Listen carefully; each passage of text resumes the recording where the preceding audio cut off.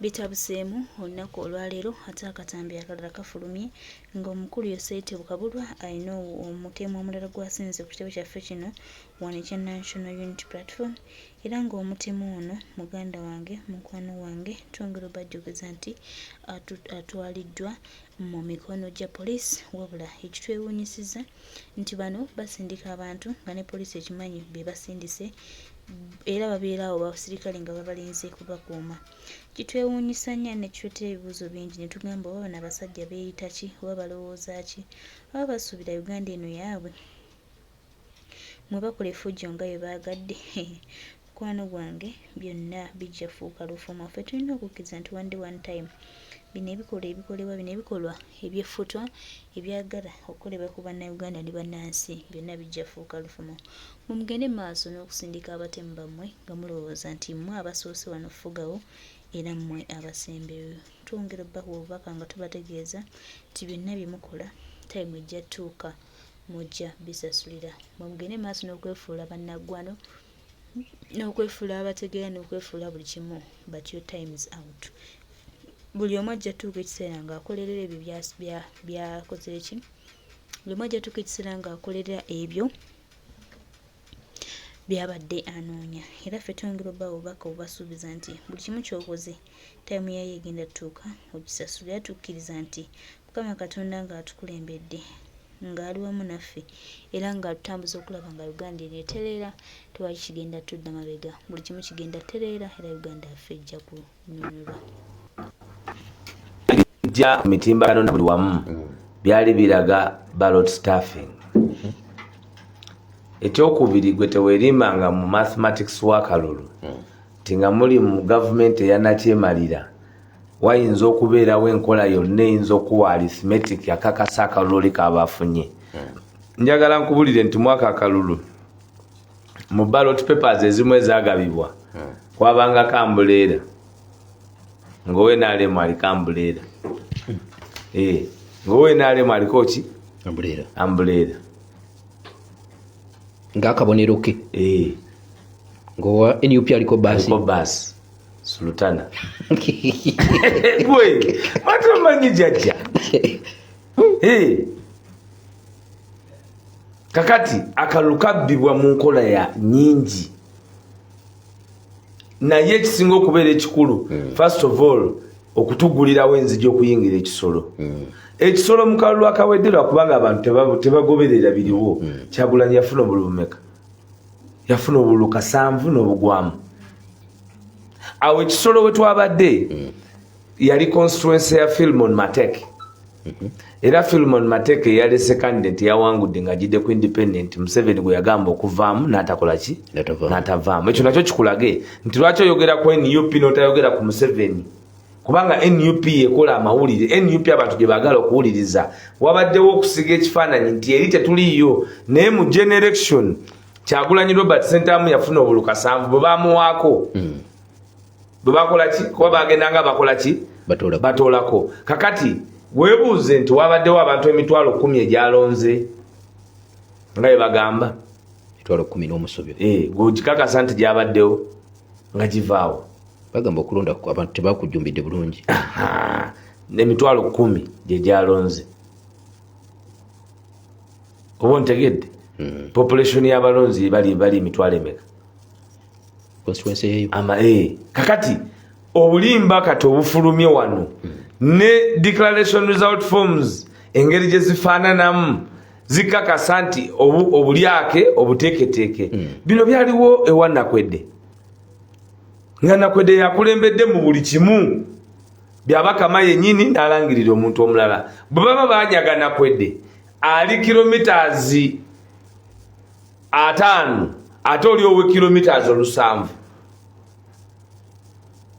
and in abali mu revolutionary politics kati abava mu biri ebyokusaaga abali mu byaddala buli opportunity gye tufuna okufuna platform okutambuza enjiri yaffe ey'okununula Uganda, it is a commendable plus for us kubanga luli ekisolo tetwayingirayo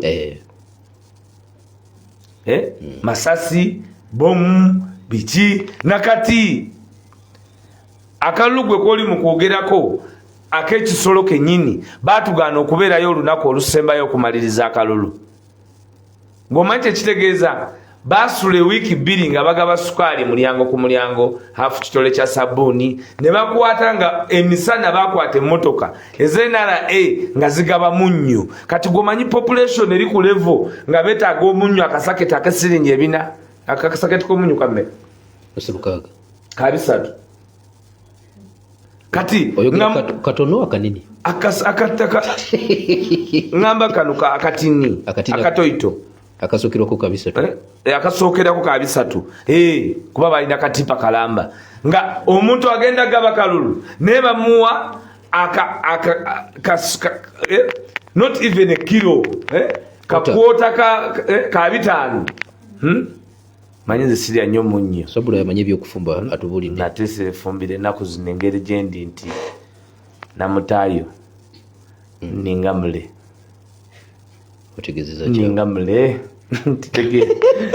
naye nga omunnyo nga omuntu ali mu kulonda akalulu asobole okulya ku munnyo mwe mwali temumanyi guli anti tekikirizibwa. Ffe baffe bakeera kubakwata bakole ebyo basige ekifaananyi nti kiri ekifaananyi kyemwalaba ekya Bobby nga ayanirizibwa ensi n'ensi nti si balonzi naye ne beerabira nti bantu oba ontegedde nti era basobola okufuuka baki.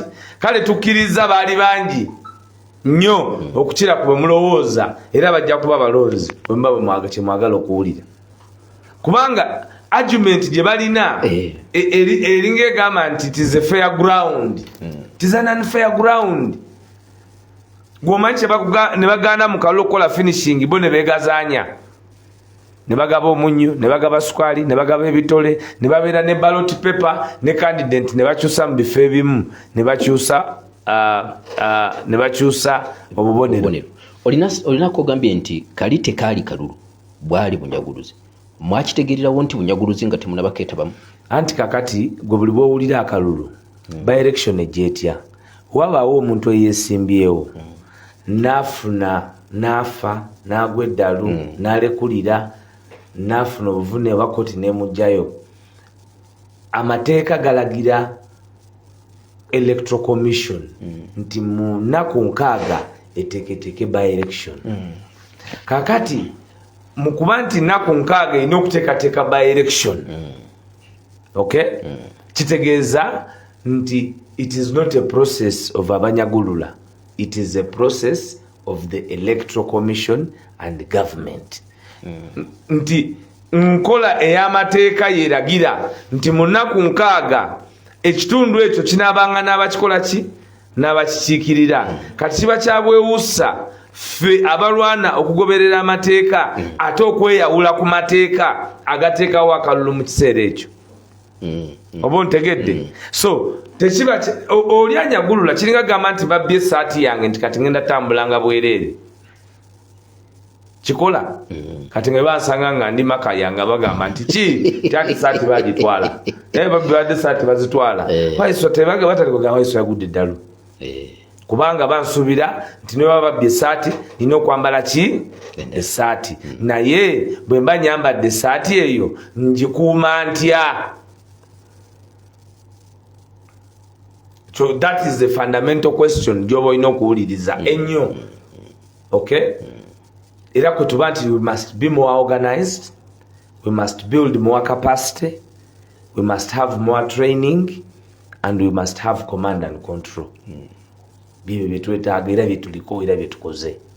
Kakati bw'ogenda ekisolo gye bakugambye nkugambye nti ekisooka tobeera bogged down by results ezo. Nkugambye mu kalulu akaggwa Kyagulanyi Robert Sentamu yafuna obuluka 7 mu district y'ekisolo. Ku bululu nga mwenna bwe mumanyi kye baabukyanga kyanga eyo mu Western Uganda boxes baziwamba kubanga ate woyogera n'abantu abamu abava mu Greater Kigezi bakugamba nti ne polling stations ezimu mu Kabale mu Ntungamo yaziwangula Kyagulanyi kubanga nafuna testimony ya Ruzindana, tulina testimony ya Ruzindana, tulina testimony ya Ruzindana akakasa nti Kyagulanyi ayina ebitu bangi naye nja kuwaako batono ate nagamba n'okugamba nti ayina we yakoleranga close range mu return of votes kakati ate ne mu byonna akalulu bakapimira ku average of 51%. Yes, 51. Yes, yebera arithmetic yako ojewa Kyagulanyi boostinga first of all okubanga ye maestro owa Central and Eastern Uganda. Ye master wa yakubawo average 80%. Kakati bwajja mu Western Uganda mu bubbi mu kunyigiriza kwabwe mu byonna najjawo 35%. It is not a bad mark okujja nga tewasoma political mathematics. Bwokuba East, the greatest population is Eastern, Central Uganda. That is where you have the population 12 million and over about another 12 million. Yes. Eastern Uganda. Kakati bobango ina over 25 million. Kukalulu akaberamu about 35 million. Then noja nova about 40 million. Nga Goredo ina above 25 million. Nga ejira wamu nga cluster. Ontegedde bulungi kwa kati ndikukana akaliwo the arithmetic shading of the map, how each one scored out of the broad bus of ababalonda where do you put the red side and the yellow side and the blue side. Don't be confused by the parliamentary politics. So kogende ku scores abakulembeze. Kyagulanyi ku kalulu kennyini bo bamwe million 3.5. Ontegedde kufunye bulungi bo abanyazi batuuka ne bagamba nti tubusaze tukoye tukoze kino tukoye tububbye tukoye tumuwe buno bwa China tukuwadde obwo emiliyoni 3 n'ekitundu naye nga ffenna tumanyi bwoddamu n'ogenda so bozi spreadinga zina effect nti atwala bw'oyingira mu Central oba giyite Buganda okuva e Galilaya paka Sese wonna nyanya myufu bwe ngamba Galilaya njogera eri ebbaale wonna ki nyanya paka Sese ampuliriza njogera Kalangala awo mba stretchings okumalayo mwalo ku mwalo oyogera okusinzira ku ebi electoral commission oba okusinzira ku kibalo kyammwe ndi ku electoral commission gye nkumenyera mpuliriza Kyenkugamba nti Kyagulanyi tobanga naye kyovola bampuliza mulina omukwatanga akatiko ekibiriiti kubanga nkulaze nti mu kuwangula kwe gwe bwodda mu population census aba already obwa president yabuyina kubanga neeri bwe bakola byonna bye bakoze akunumba ne 20% 30% ate nga awamwajja n'aleeta 40%. Kabale Kasese ajja ne 40%. Mbarara inawo nnyo buwagizi kyova olaba nti eri balemesa nnyo ye okubeerayo lwa nsonga nti bw'abeera eri tebaagala obubaka n'obuganzi bw'alina abantu mu bulabe kyova olaba bajja kujja bakulyetinga akalulu nga bakazeemu balwane bwezizingirire bali mashinale yabbe ekayunga teyafa ekyusa bukyusa bukodyo mwenga mutudde tebakulimba kyenkugambye nti organization training building capacity mobilizing kikulu nnyo but most important command and control ekisolo kyaganye gwe bw'okirabanga nti osobola okukiraba kubanga nga bw'oyogera nti expectation y'omuntu yakuwangula era tuba tumulese mu kalulu alangirirwe naye teri yajja mu kalulu nga bw'ojja mu National Unity Platform osuubirwa okusibwa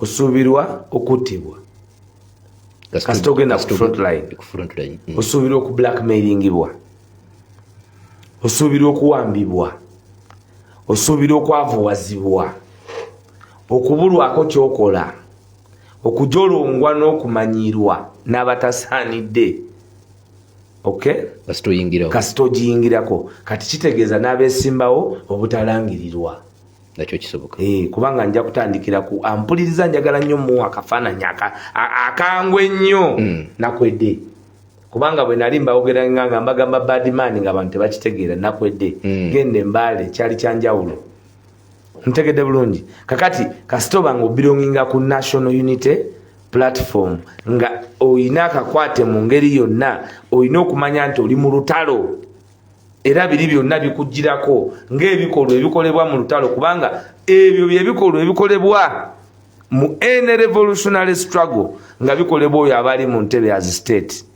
Waliwo akantu kokonyeko Waiswa kogambye nti akalulu kagenda okujja ngowa NRM bamutadde Kambuleera ngowa NUP ate bamuwadde bbaasi n'ogamba nti byebyo Gen. Museveni byakola akalulu kano electoral commission yakategeka lwaki ogamba nti Gen. Museveni yabikolera anti kakati tulina obuzibu tewawulira kankunyumizeewo kano tugenda ehoyima mu kalulu ka Nyakato kati mbaka palamenti era ne hoyima batuvuma komando ku Nyakato komando ne hoyima tomanyi His Excellency Robert Kyagulanyi Ssentamu ngamba nti genda ekihoyima ankola ekizibu ekitagambika ngamba nti bwoka wangula nina ekirabo kyo naye omanyi okuba nti bakusindise nga birimu okukomawo n'ebirabo asindika weapon bali banzise Kyagulanyi yali anzisiza olindisa musadda iwe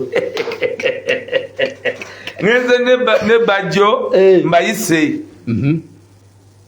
obende mbozi njinyumye etuuse netuuse